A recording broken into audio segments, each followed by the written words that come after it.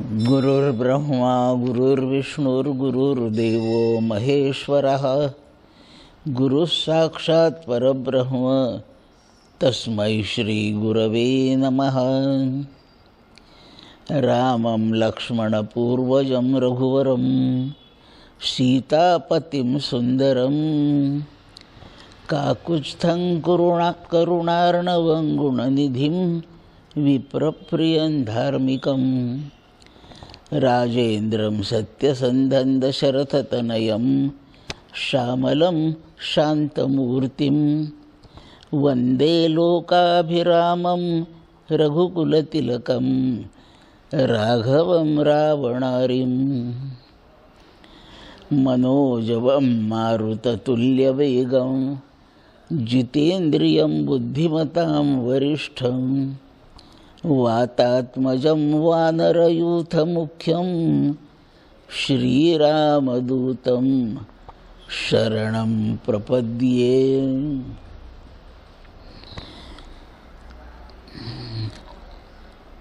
जयांचा जनी जन्मनामार्थ झाला, जयांनी सदा वासनामात केला, जयांच्या मुखी सर्वदा नाम कीर्ती, नमस्कार त्या ब्रह्मचैतन्यमूर्ती।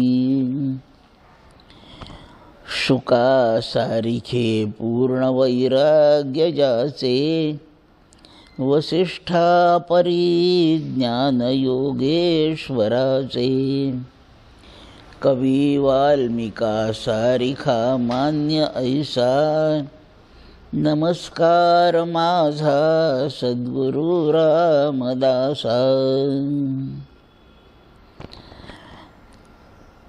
मूकं करोति वाचालं पंगुं लंघयते गिरिं, यत्कृपातमहं वन्दे परमानन्दमाधवम्। राजाधिराज प्रभु रामचंद्र महाराज की जय। महारुद्र हनुमान की जय। पुंडलीक वरदा हरि विठ्ठल, श्री ज्ञानदेव तुकाराम, पंढरीनाथ महाराज की जय। माऊली ज्ञानेश्वर महाराज की जय। सद्गुरु समर्थ रामदास स्वामी महाराज की जय। अनंत कोटि ब्रह्मांड नायक राजाधिराज सच्चिदानंद सद्गुरु श्री ब्रह्म चैतन्य महाराज की जय। जय जय रघुवीर समर्थ।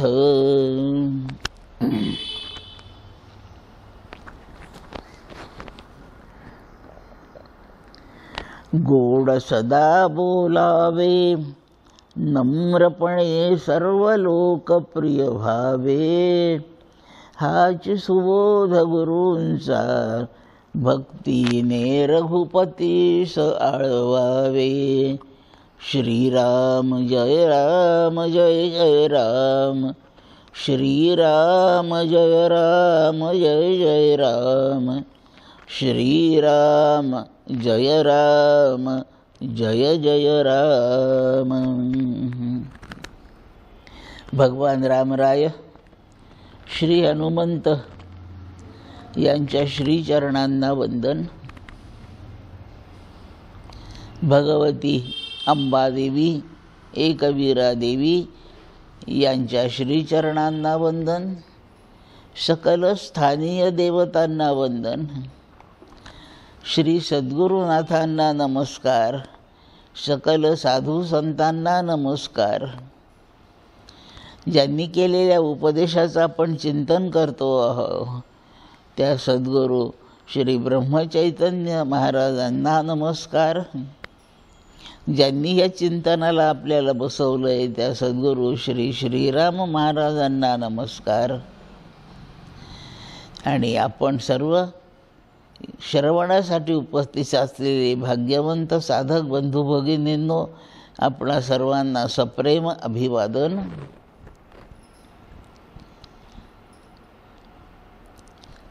महाराजांनी म्हणजे ब्रह्मचैतन्य महाराजांनी जो उपदेश केला आहे त्या उपदेशाचा विषयच आपल्या चिंतनाचा विषय आहे. सुरू झालेले काही प्रवचन त्याबद्दल झालेल्या विषयाच्या पुढील मुद्द्यांना, तत्वांना, सिद्धांतांना आज आपण प्रारंभ करतो आहोत.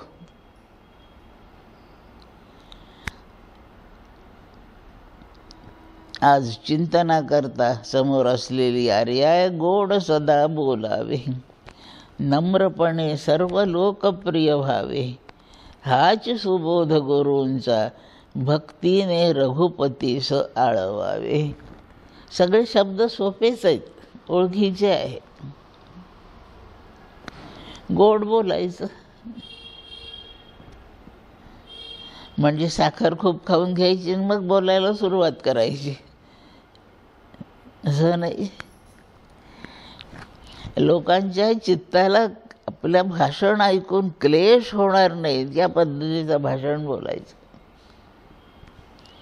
आपलं बोलणं ऐकून, आपले शब्द ऐकून ऐकणाऱ्याला सुख झालं पाहिजे. सुख अर्थाचा शब्द गोडी हा आहे. गोडी याचा अर्थ सुख, म्हणून गोड याचा अर्थ सुखकारक. श्रोत्याला वक्त्याचं बोलणं ऐकून सुख वाटलं पाहिजे, याला गोड बोलणे म्हणतात. आपला एखादा विकार जागा होईल, आपला संताप वाढेल, वक्त्याचाही राग येईल. ते ज्या संतांनी उपदेश केला आहे त्या संताचा सुद्धा राग येतो, असा काय उपदेश केला. असा कोणताही विकार श्रोत्याचा जागा न व्हावा. काम, क्रोध, लोभ, मोह, मद आणि मत्सर हे सहाच आपल्याला छळतात, बाकी कोणी छळत नाही.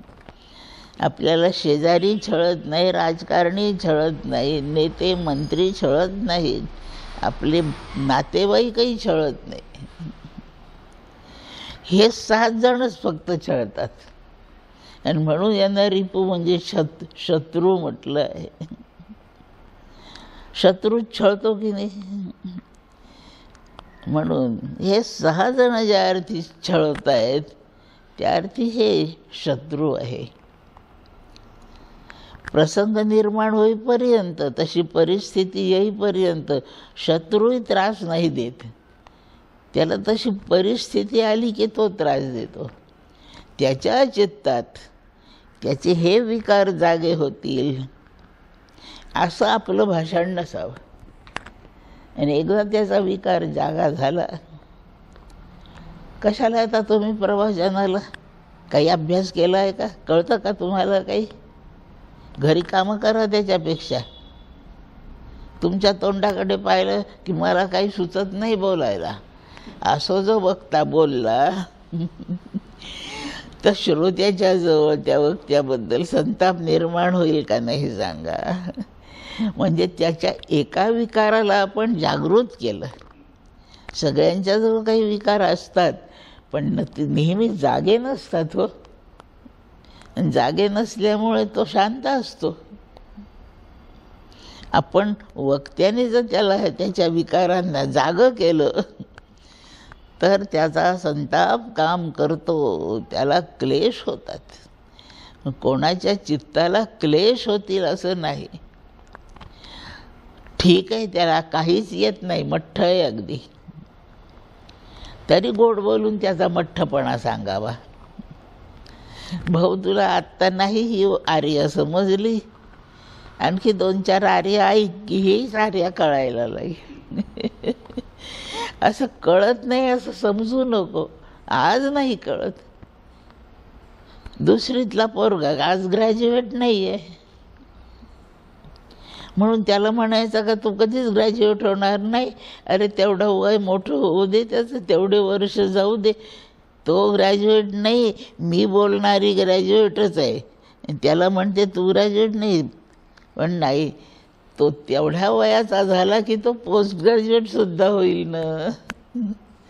म्हणून त्याला आज ती डिग्री नसली तरी त्याला दुखवायचं कारण नाही. यथासमय तूही त्याच डिग्रीवर जाशील. म्हणून कोणाला आज एखादी गोष्ट नाही कळाली, जा सांगत नाही तुला 7 जन्म कळायचं नाही, असं कशाला बोला. वक्त्याला कोणाला शाप देण्यासाठी नसतं आणलेलं.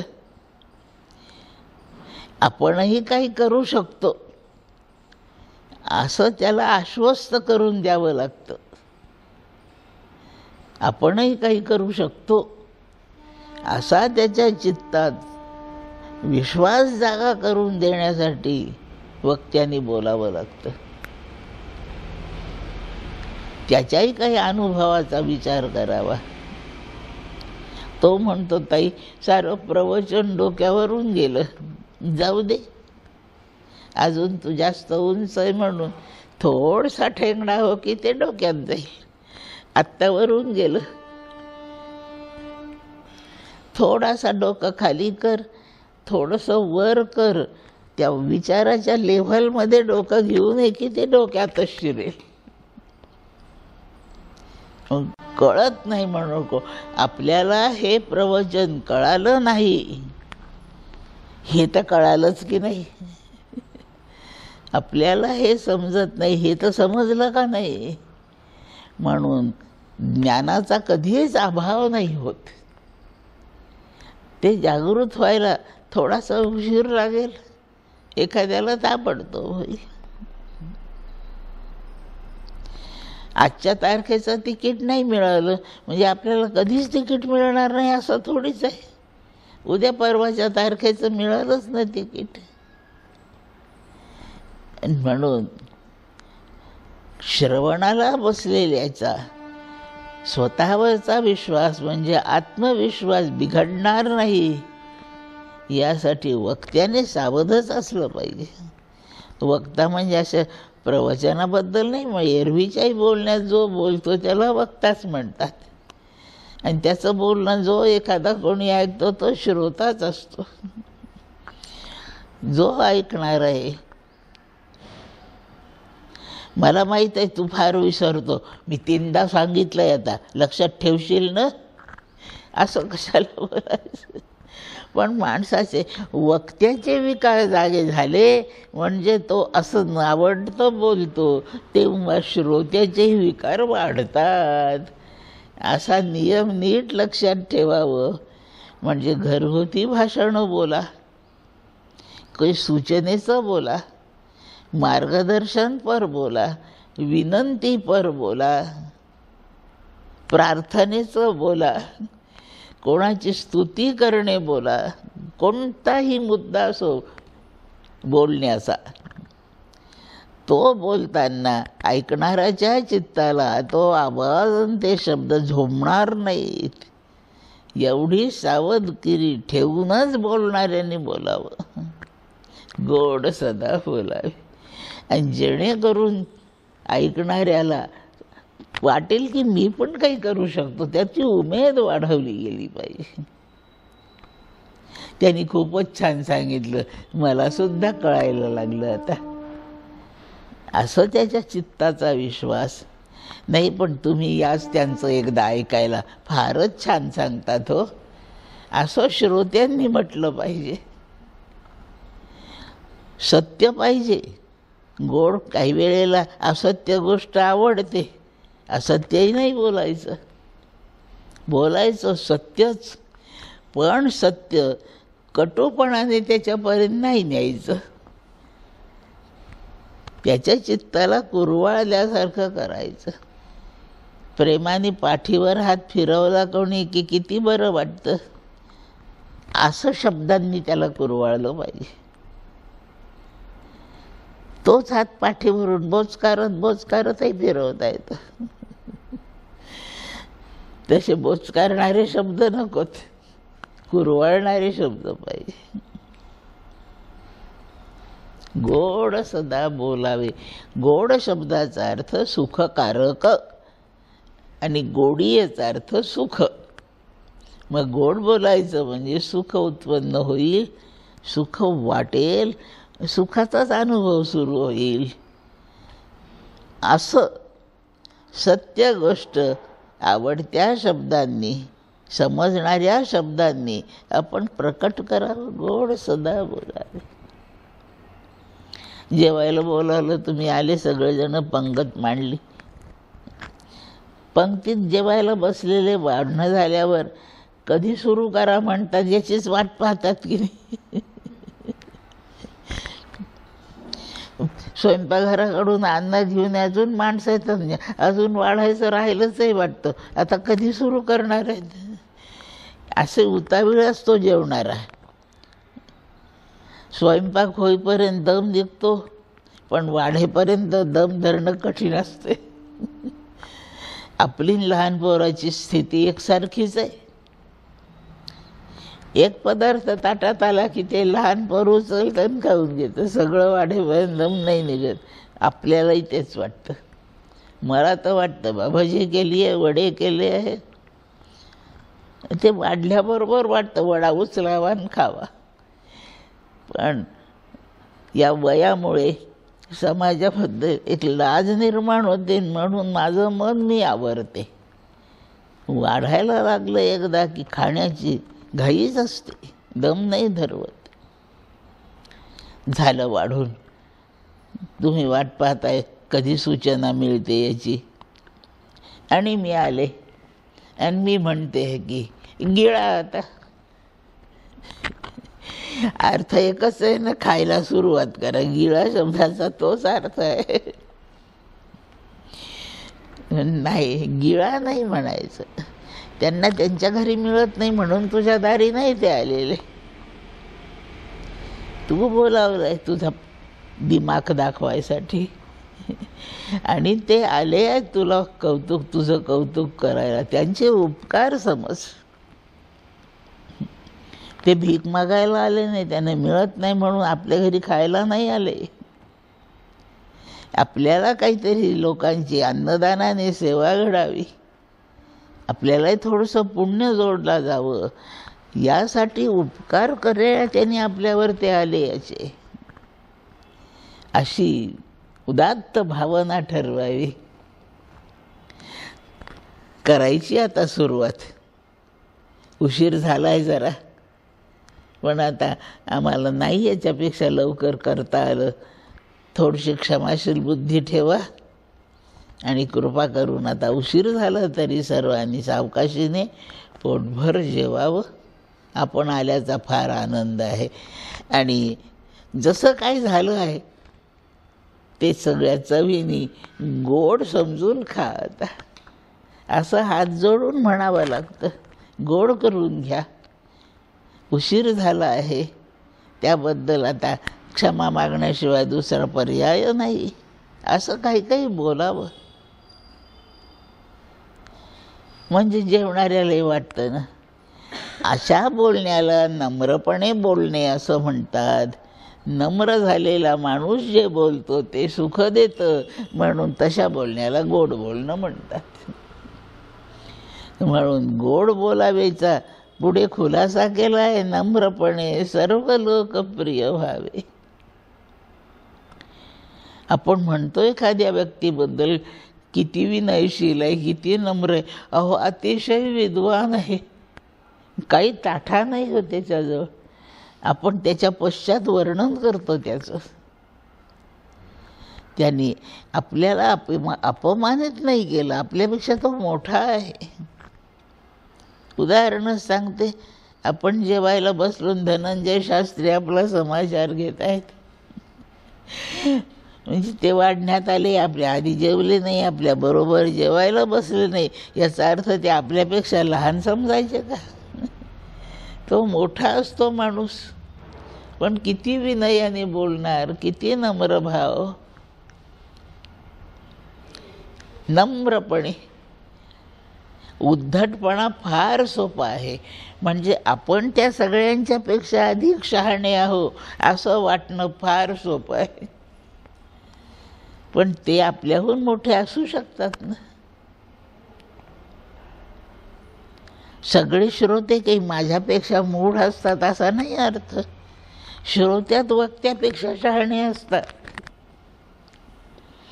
आणि म्हणून कोणाचाही अपमान होणार नाही, आपणही काही लहान आहो असं नीट समजावं आणि आपल्याकडे लघुता घ्यावी, याला नम्र होणे म्हणतात.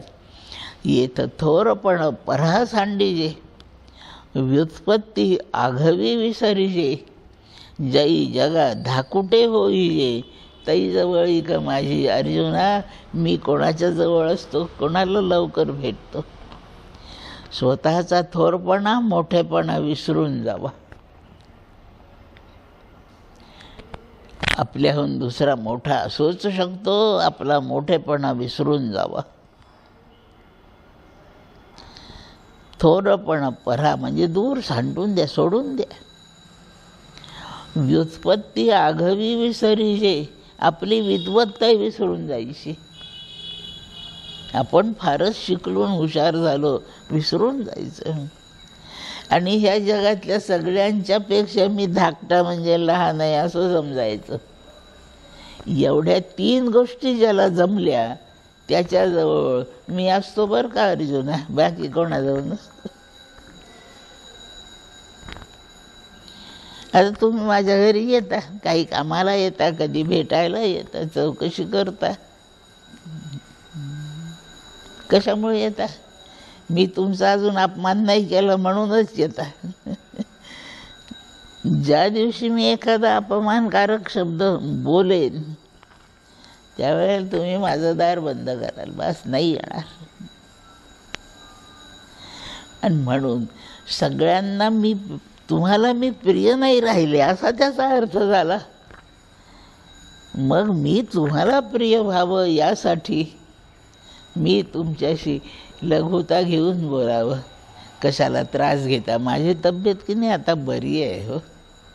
माझं चुकलं, मी फोनवर तुम्हाला कळवायला हवं होतं की मी बरी आहे म्हणून.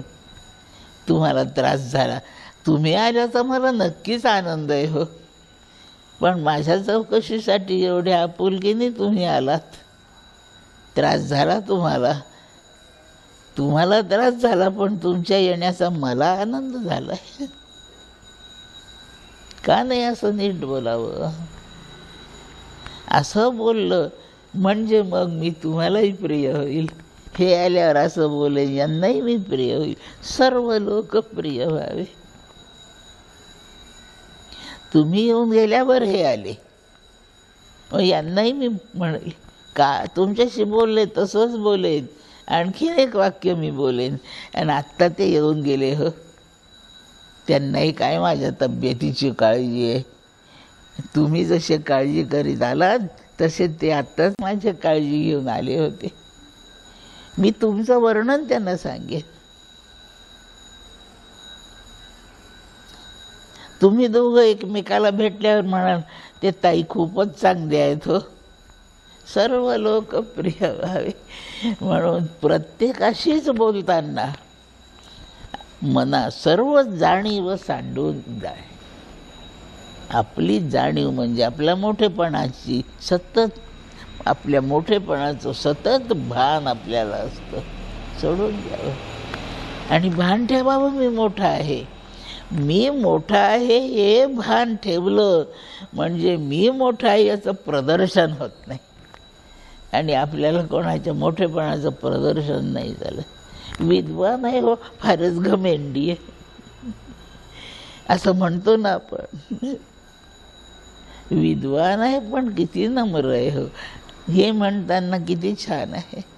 नम्रपणे सर्व लोकप्रिय, सर्व म्हणजे शिकलेले न शिकलेले, वयाने मोठे असलेले, वयाने लहान असलेले, आर्थिकदृष्ट्या फारच धनाढ्य असणारे, अत्यंत गरीब रंक भिकारी, सर्व लोकच असा अर्थ आहे. स्त्रिया असोत, पुरुष असोत, श्रीमंत असोत, गरीब असोत, वयाने लहान असोत, मोठे असोत, विद्वान असोत, अत्यंत अविद्वान, मूढ सामान्य असोत, या सर्वांनाच आपल्या बोलण्याने आनंद वाटावा, सर्व लोकप्रिय व्हावे. आणि हे लोकप्रिय होण्याचं सर्वात सोपं साधन गोड बोलणे हे आहे. कोणाला आपल्याकडून पैशाची काही अपेक्षा नसते. तो येतो बोलायला, 2 गोड शब्द ऐकायला. तो काही आला नाही मला 500 रुपये दे म्हणायला. तो काही आला नाही की मला रोज जेव घालत जा, असं नाही म्हणत. 2 शब्द गोड बोलायचे. खूप दिवसात नाही भेटलो म्हणून आलो हो, आणि तुमच्या येण्याविषयी मला कृतज्ञता वाटली पाहिजे. गोड सदा बोलावे असं झालं म्हणजे आपण सर्व लोकांना प्रिय होतो. सर्व लोकांना प्रिय होणे असा शब्द आहे त्याच्यामध्ये. आणि सर्व लोक रूपाने भगवंत आहे, लक्षात ठेवा. म्हणून जनतेला जनार्दन म्हटलेलं आहे. मग आपण सगळ्यांना जेव्हा प्रिय होतो तेव्हा तो भगवंतालाच आपण प्रिय झालो आहे. आणि त्याचं वर्णन 12व्या अध्यायात भगवान करतात, समे प्रिया. जो सर्व लोकांना प्रिय झाला तो देवाला प्रिय होतो. कारण सर्व लोक हे देवाचं विराट स्वरूप आहे. सर्वांना प्रिय होणे म्हणजे भगवंतालाच प्रिय होणे. समे प्रिया. अर्जुना, त्या भक्तासाठी मी काय नाही करीत. असं सर्व लोक प्रिय व्हावे. नम्रता, विनयशीलता, आपल्या घमेंडीचं विसर्जन झालेलं, अहंकार नसलेला, आणि भान ठेवावं जगातही माझ्या इतके माझ्यापेक्षा अधिक विद्वान आहेत. एक गोष्ट सांगते लहानशी. एक अट्टल चोर होता. वयाने होता 40-50 वर्षाचा. सफाईदारपणे तो चोऱ्या करायचा. प्रवचनाला सुद्धा बसायचा, कीर्तन सुद्धा करायचा. पण चोर होता तो. जगात सभ्य दिसत होता पण चोर होता.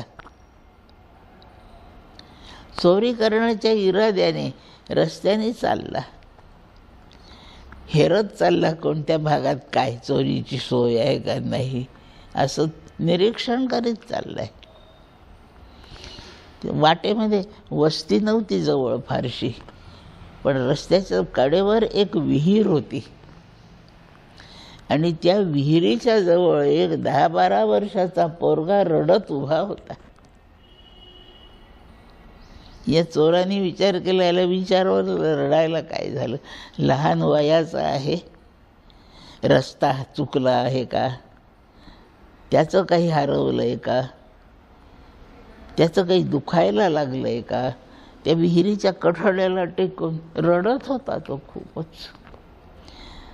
थोडीशी दया आली. हा चोर त्याला विचारतोय,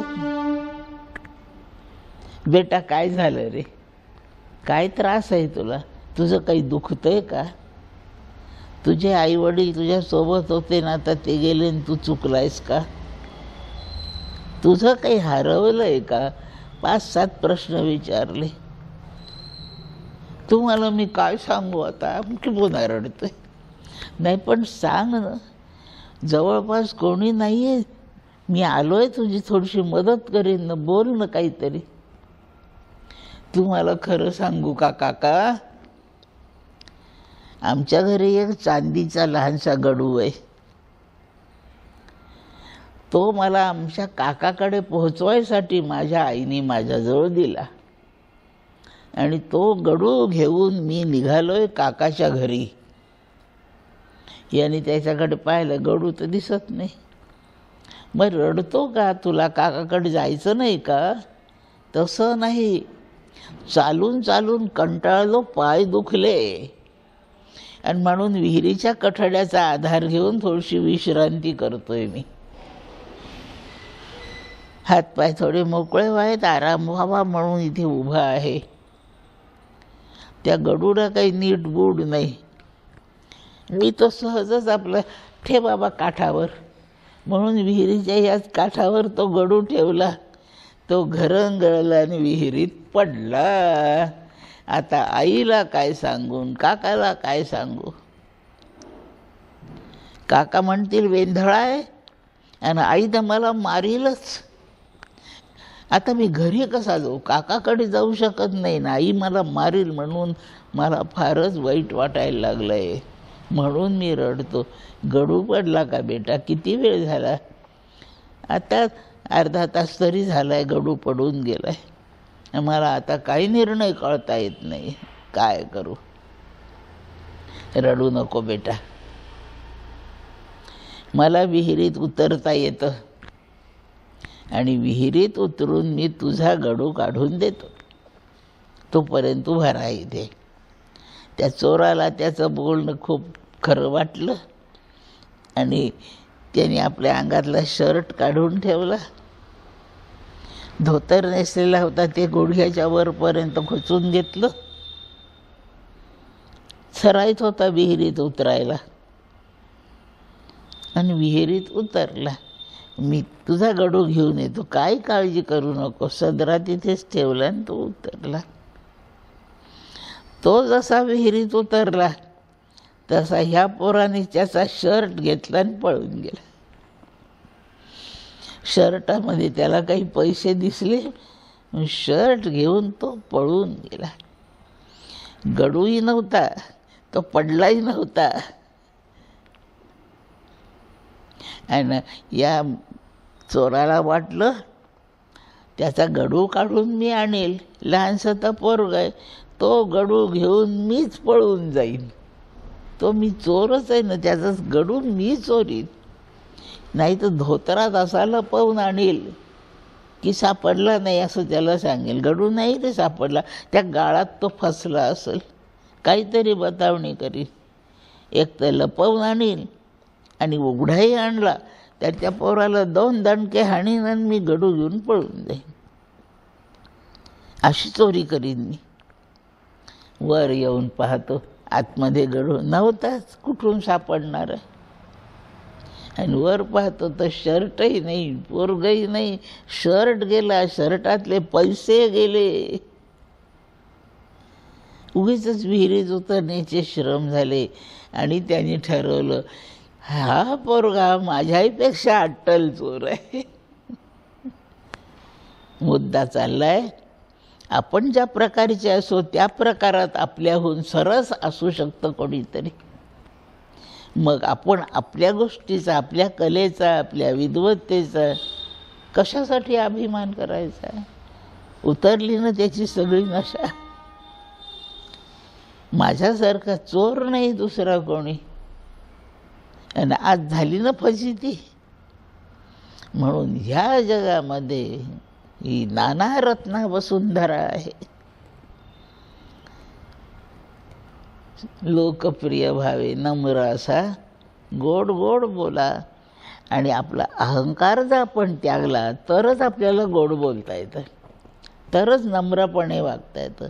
नम्रच्या विरुद्ध उद्धट, आणि उद्धट हा अहंकाराचा परिणाम आहे. दुसऱ्याला तुच्छ लेखणे बंद करावं, गोड सदा बोला, सर्व लोकांना प्रिय व्हा, हाची सुबोध गुरूंचा. आता लोकांना प्रिय व्हावं कशासाठी? काय हेतू आहे लोकांना प्रिय व्हायचा? भगवंत भेटला पाहिजे हे आहे कारण. सर्वांशी का गोड बोलायचं? त्या गोड सर्वांना गोड बोलून सुखी करण्याचा परिणाम म्हणून देव माझ्यावर प्रसन्न होईल. त्याच्यावर मी प्रेम करावं. देवावर केलेल्या प्रेमाला भक्ती म्हणतात. अशी भक्ती करावी आणि देवाची प्रार्थना करावी, स्तुती करावी. पुन्हा पुन्हा तेच म्हणावं.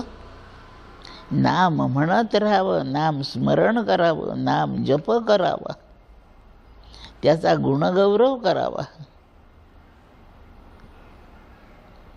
आणि त्याच्याचवर प्रेम करावं. त्या प्रेमाचा परिणाम देव प्रसन्न होतो. म्हणजे देवावरच्या प्रेमाने म्हणजे भक्तीने देव प्रिय होतो.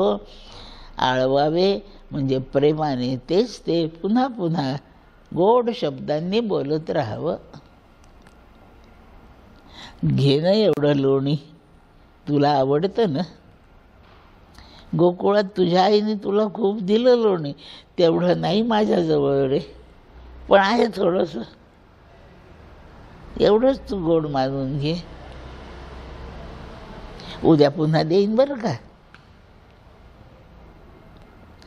माहीत नाही उद्या किती निघेल माझ्या घरी लोणी, पण जेवढं निघेल त्यातलं थोडंसं तुला देईनच मी.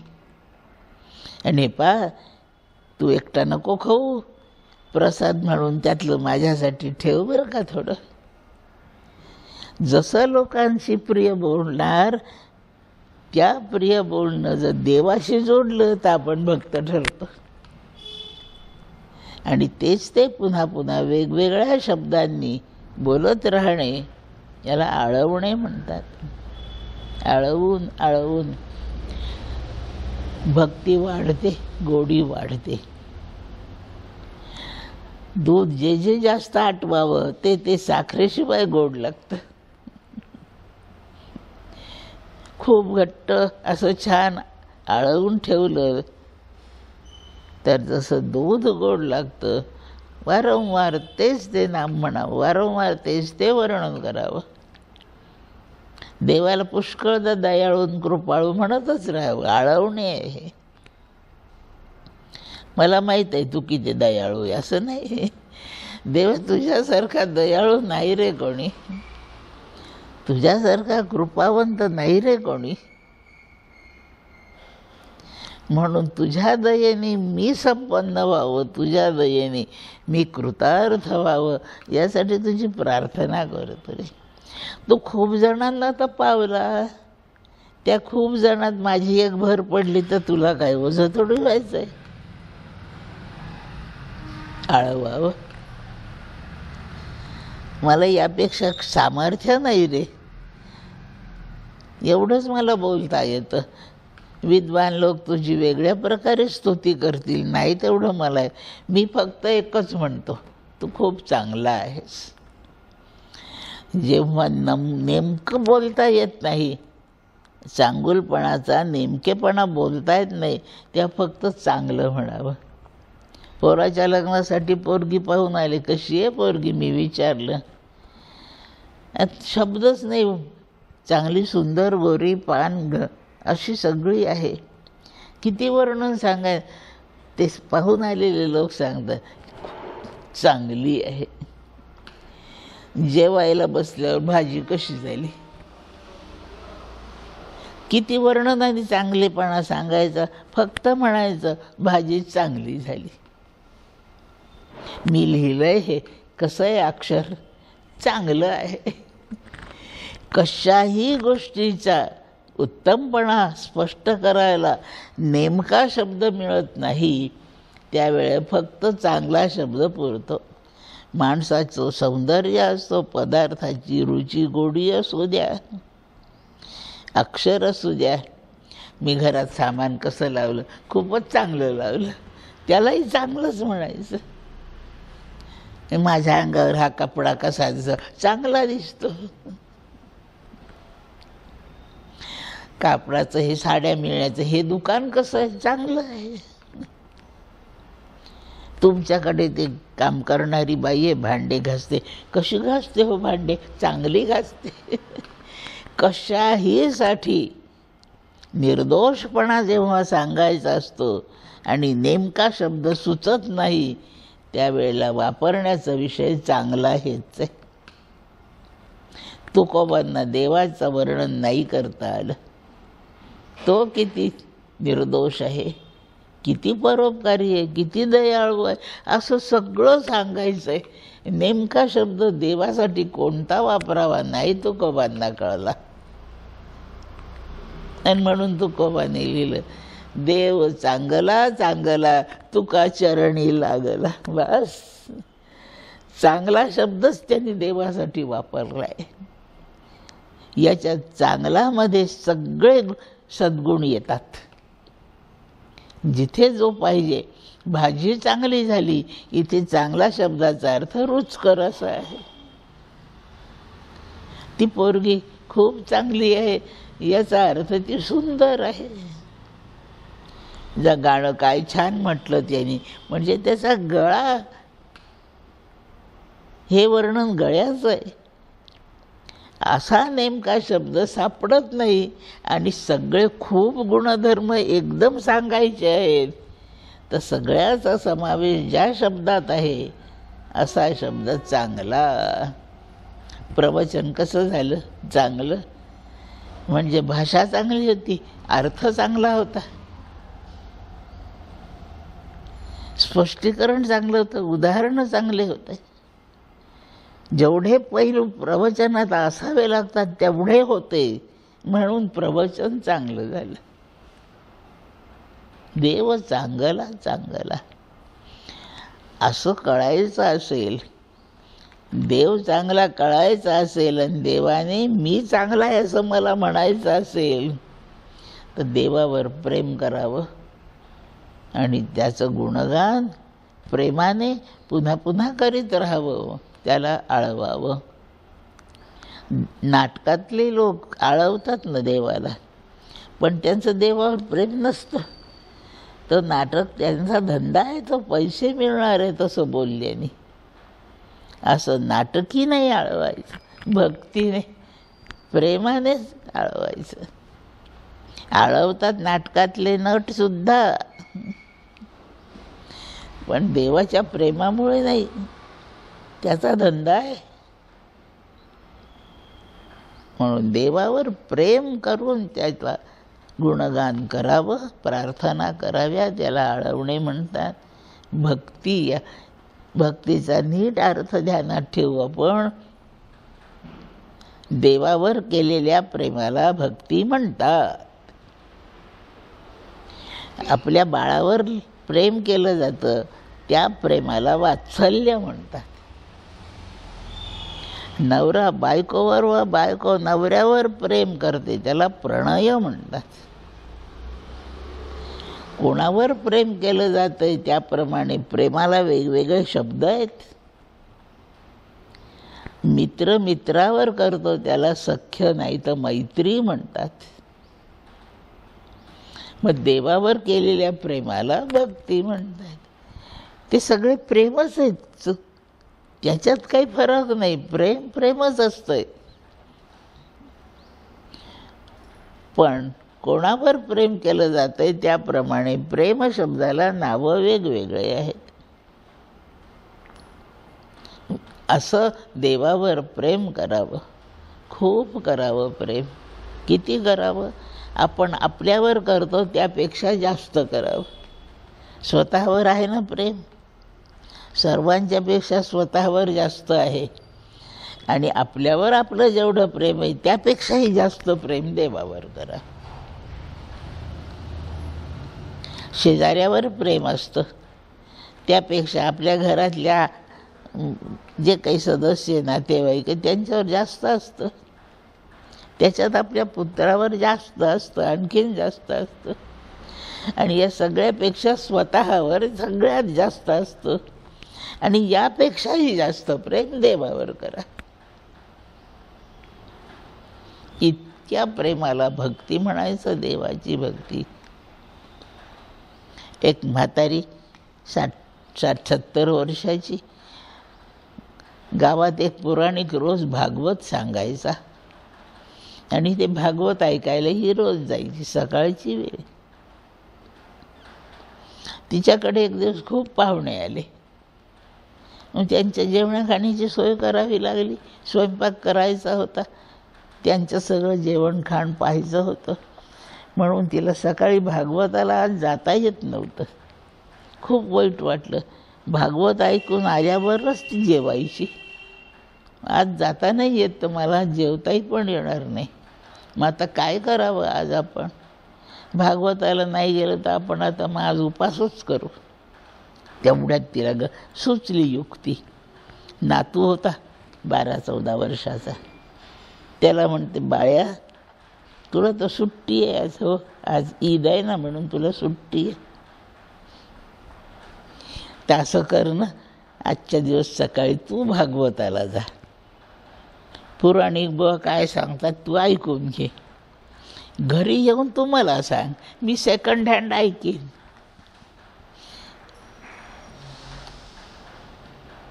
हो जातो आजी.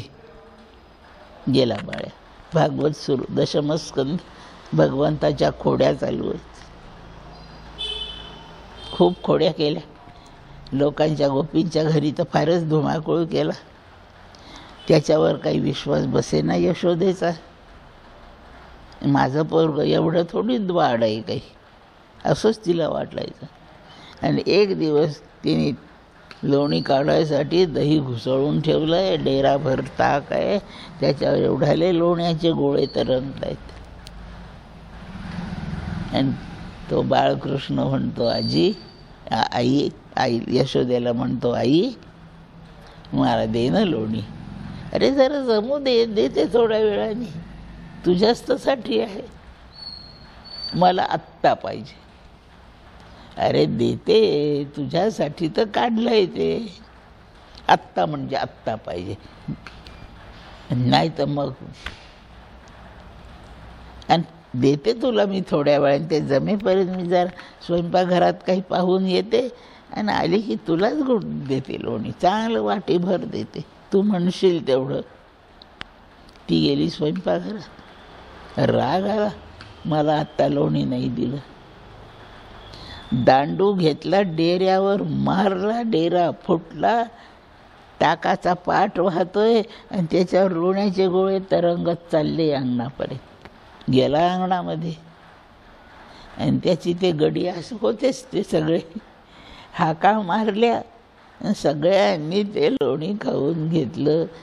ते 5-10 मिनिटात एवढं घडून गेलं. यशोदा बाहेर आलेलं. माठ फुटलेला आहे, लोणी गेलेलं आहे, ताक गेलेलं आहे. कोणी फोडलं रे हे? तुझं? तू केलं का हे काम? हो, मी मागितलं तुला, तू दिलं नाही. मला राग आला, फोडून टाकलं म्हणे.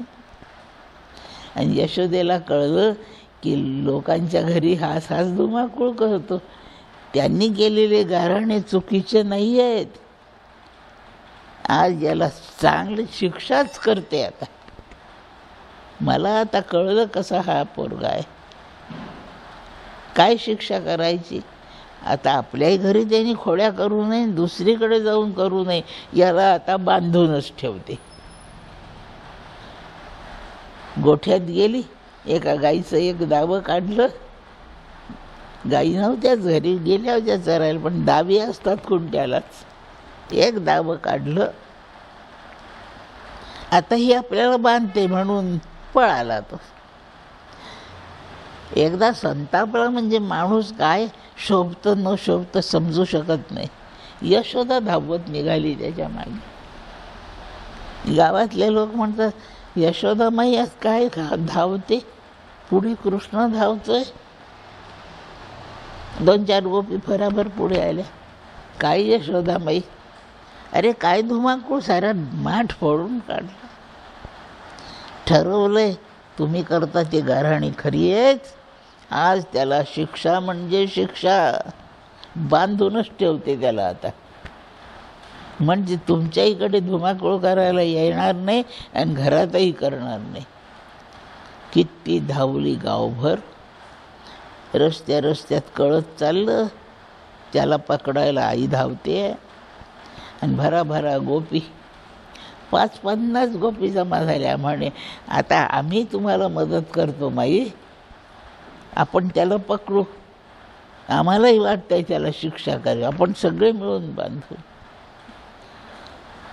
आणि बांधायला प्रत्येकीने एक दावं घेतलं. सगळ्या पळतायत. शेवटी भगवान वळून मागे पाहतात, हसतायत. थकली यशोदा धावून. ते काही मॅरेथॉनमधले नव्हती ती धावत राहील म्हणून. आपली आई कंटाळली, थकली, थांबली आहे आता. तिची इच्छा आहे ना मला बांधायची. ती माझी आई आहे, माझी भक्त आहे. तिची ही इच्छाच पुरी करतो आता. थांबला, बांधात आम्हाला राहायला उभा. इथे रस्त्यात थोडी बांधायचं आहे. ओढत घरी नेला. सगळ्या गोपी धावल्या तिच्यासोबत. पूर्वी भात कांडायचे, उखळ्या असायच्या मोठमोठाल्या, दगडी. अंगणात होती ती, घरात कशाला एवढी मोठी ठेवा, बाहेर अंगणात. तिथे त्याला उभा केला, दोरांनी बांधला. प्रत्येक गोपी आपली हौस पुरवायला त्याला बांधू लागली, एक एक एक एक दोऱ्याने. खूप दोर बांधले गेले कंबरेला. दोराला दाम म्हणतात. ते पोटावर बांधले आणि म्हणून याचं नाव दामोदर त्या दिवशी पडलं. आधी हा कृष्णच आहे. त्याच्या अपभ्रंशाने किसन म्हणायला लागले, पण आज दोराने त्याचं पोट आवळून बांधलं आहे म्हणून दामोदर. ज्याच्या पोटावर दोर आहेत तो दामोदर, असा तो झाला. हे तो नातू आजीला सांगतोय बरं का. पुराणिकाच्या तोंडून हे त्यांनी ऐकलं आणि आजीला ही कथा सांगतो. आला बाळा तो, आले हो, आज काय सांगितलं रे भागवतात. आणि त्यांनी ही गोष्ट सांगितली. मग त्याला बांधून पुढे काय केलं. सगळ्या गोपी म्हणायला कशी अद्दल घडली आणि घरी निघून गेल्या. आणि यशोदाई म्हणाली नाही तुला सोडितात आणि जेवायलाही नाही वाढीत. ती कामाला घरात निघून गेली. आजी म्हणते बाळा मग तो कृष्ण बांधलेलाच राहिला का. हो, त्याला पुन्हा कोणी सोडलं नाही का. ते बुवाने नाही सांगितलं बा त्याला सोडल्याचं. बुवाने नाही सोडलं. ह्या एवढ्या गोपी जमल्या, त्यांना पोरं नाहीत का. यशोदा तरी आई आहे का मग त्याची. पोराला बांधून सगळे निघून गेले. यांना त्या पोराबद्दल काही कीव नाही. या सगळ्यांनी पुत्रिक आहेत का. जी आजी म्हणते बाळा पुन्हा सांग, तुला झोप बीप नव्हती न लागली. नाही आजी, मी छान जागा होतो, एवढंच सांगितलं. आणि सगळ्या घरोघरी निघून गेल्या. आणि बुवानी हरये ना महा म्हटलं. बाकीचं आता उद्या. नाही सोडलं का, मला पुन्हा नक्की सांग. अगं आजी नाही ना, तो बांधलेलाच राहिला आणि सगळे गेल्या. मी तिसऱ्यांदा विचारते बेटा, नक्की असंच ऐकलं ना तू. मग माझ्या कृष्णाला बांधून ठेवून सगळ्या गेल्या, कोणी त्याला सोडला नाही.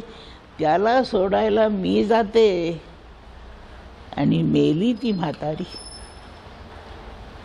तिचं स्वतःपेक्षाही कृष्णावरचं प्रेम जास्त आहे हे लक्षात ठेवा. भक्ती अशी असते. भक्ती प्रेमच आहे. खूप ठिकाणावर प्रेम असतं, पण त्यातले त्यात जास्त प्रेम आपलं आपल्यावरच असतं. श्रुतीचं प्रेयानात्मा, दुसरं काही प्रिय नसते. आणि त्याला बांधलेलं हिला सहन होईन असं झालं म्हणून आपला जीव तिने टाकून दिला आहे. याचा अर्थ तिचं स्वतःपेक्षा कृष्णावर प्रेम जास्त आहे. भक्तीने रघुपतीस आळवावे प्राप्त होतो. असं कोणी केलं. भगवान व्यास सांगतात, द्वारकेचा राणा पांडवा घरी. पांडवांनी असं प्रेम केलंय म्हणून कृष्ण तिथे आहे. देवाला प्रिय होण्यासाठी आधी लोकांना प्रिय व्हा. हे जनता जनार्दन समजून यांना प्रिय व्हा. त्यासाठी नम्र बोला. अशी नम्र विनयाची निरहंकार भाषा ह्याला गोड बोलणे म्हणतात. असं गोड बोलावं. स्वांतर शुद्ध असावे, कपटाचरणा कधी न वश व्हावे. हाची सुबोध गुरूंचा, मन कोणाचे कधी न दुखवावे. जवळजवळ तसाच अर्थ आहे. आता गोड बोलायचं असेल ते तोंडाने बोलणार, पण काय बोलायचं ह्याची रचना मनात होते की नाही. आता दिसूच दे म्हणजे दोन ठेवून देतो. हे ठेवून देण्याच्या आधी मनात होतं की नाही तयार. सगळ्या कृतींची पूर्ण रचना त्याला प्लॅनिंग म्हणतात. आधी मनात होतं आणि मग शरीराच्या द्वारे ते प्रकट होतं. हे देऊळ असं असं बांधायचं. इथे एक दार, तिथे एक खिडकी, या बाजूला खिडकी, अशी स्लॅब, त्याच्यावर असा पंखा, हे सगळं आधी मनात ठरतं.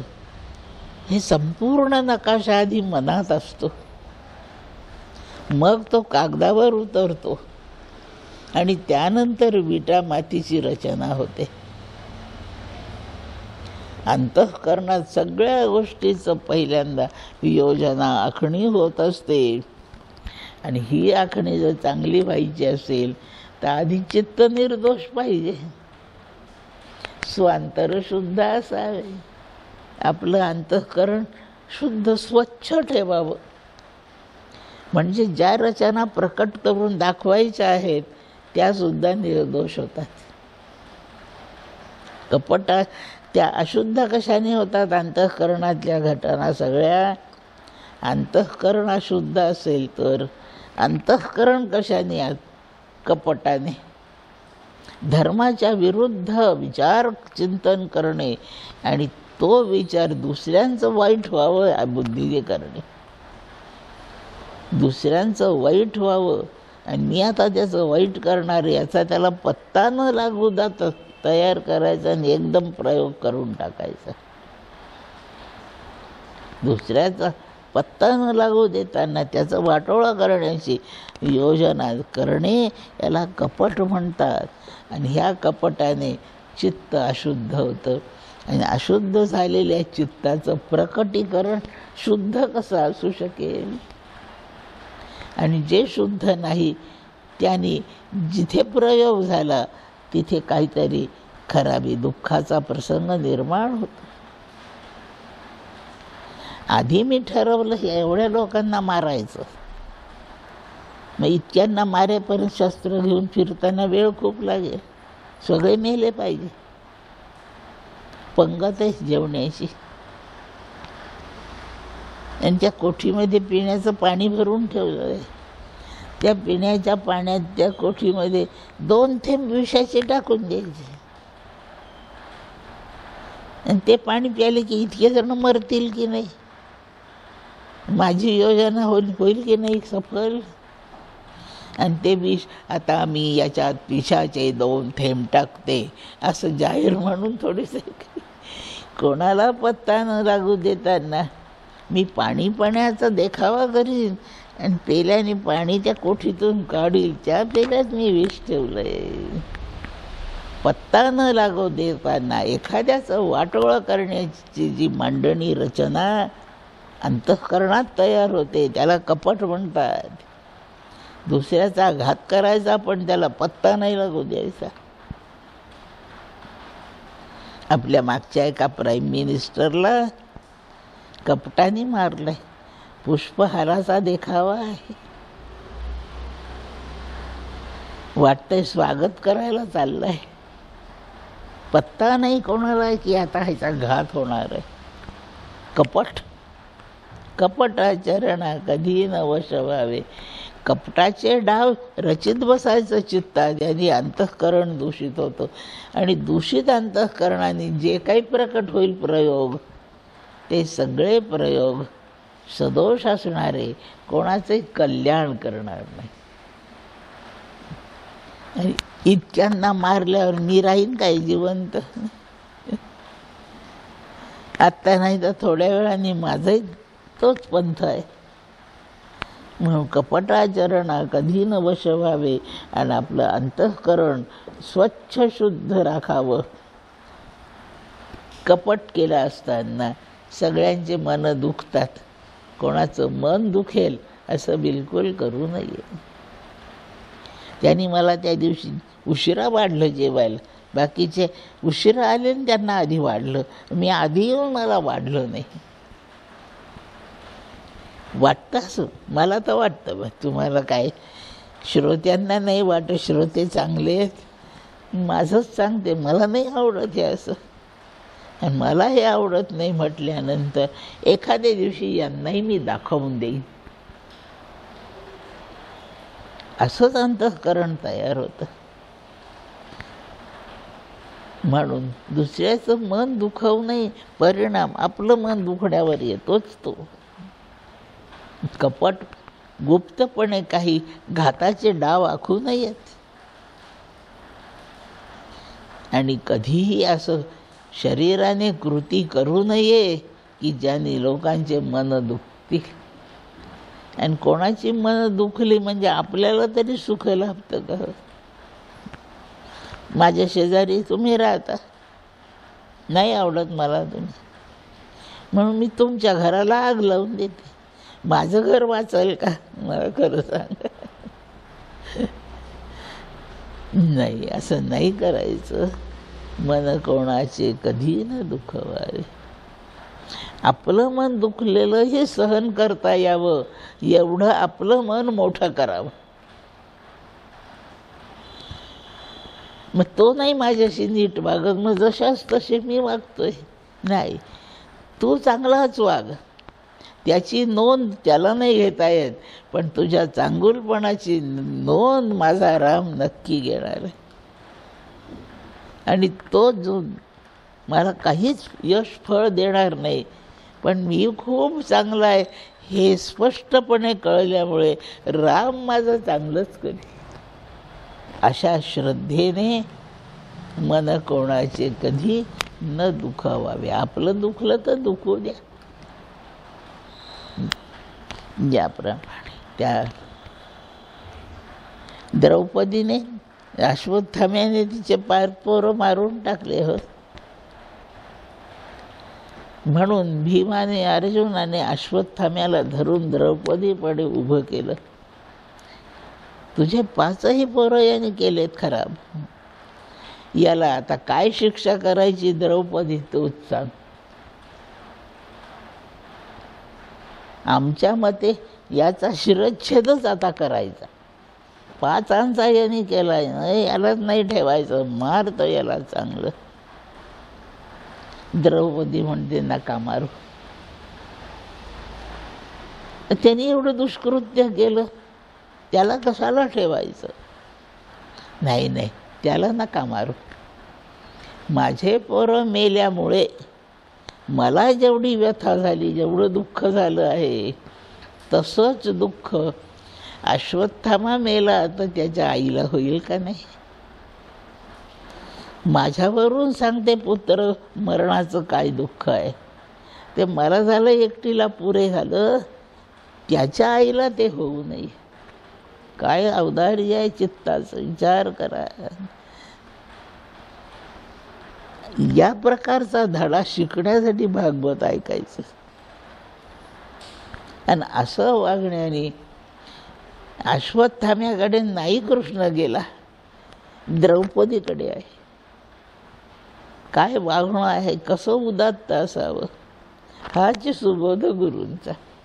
याप्रमाणे मन कोणाचे कधी न दुखवावे, कधीच नाही. कोणत्याही प्रसंगी आपलं वाटेल ते वाटोळं कोणी करो, आपण कोणाचं वाटोळं करण्याचा विचार नाही करायचा. मग त्याला काही शिक्षा व्हावी का नाही? देव करेल ना. शिक्षा करायसाठी तुला नेमलं नाही आहे, आणि ज्यासाठी आपली नेमणूक नाही आहे ते काम आपण करू नये. आपण आपलंच काम करावं. ज्यासाठी मन कोणाचे कधी न दुखवावे हा गुरूंचा सुबोध आहे.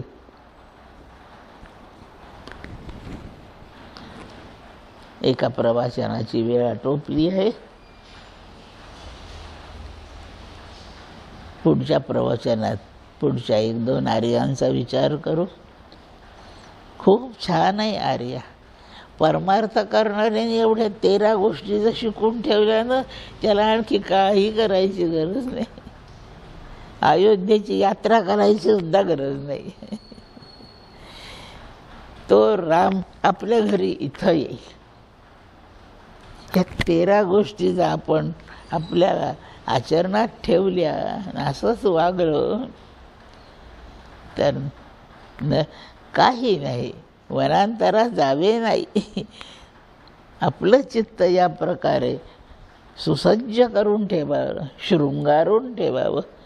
यातला एक एक गुण जो सुबोधात आलेला आहे तो आपल्या अंतःकरणाला शृंगारून ठेवू.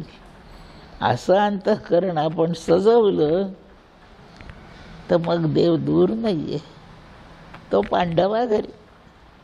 आपण पांडव व्हायचा प्रयत्न करायचा.